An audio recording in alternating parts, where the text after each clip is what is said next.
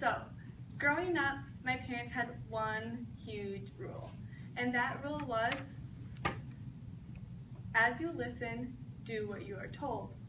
So, what that means is, I'm expected to be doing what I listen to. So when my parents asked me, Tori, please unload the dishwasher, I was expected to do it. When my parents told me, Tori, please clean your room, I was expected to do it. And when my parents told me, Tori, please stop being so dramatic, I was expected to do it.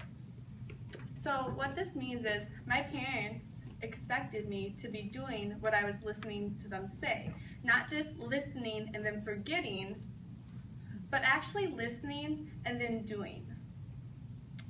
But oftentimes, what ended up happening was I was not doing what I was listening to.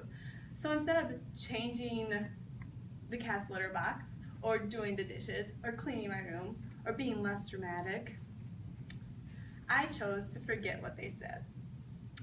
I chose to not do what I was listening to. Has this ever happened with you guys? With your parents when you were younger? Or now with friends?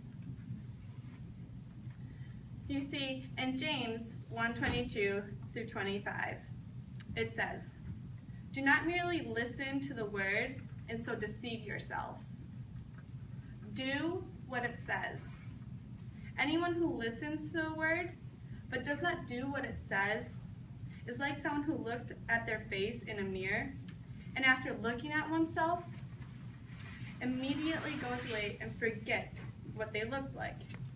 But whoever looks intently into the perfect law that gives freedom and continues in it, not forgetting what they have heard, but doing what it says, they will be blessed in what they do." So what is James saying? James is saying, applying what, in my situation with my parents, that if I would have listened, not only listened, but actually done what my parents asked me to do, that I would have the freedom to go hang out with my friends, to have my cell phone, to be blessed in a certain way by my parents.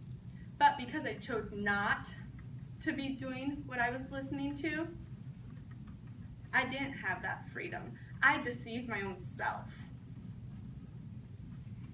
So, for all of us, when you are reading the perfect word, God's law, are we just merely listening to the word and forgetting it?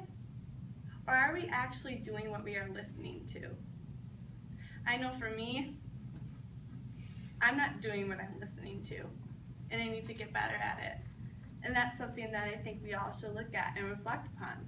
Are we doing what we are listening to when reading God's perfect law?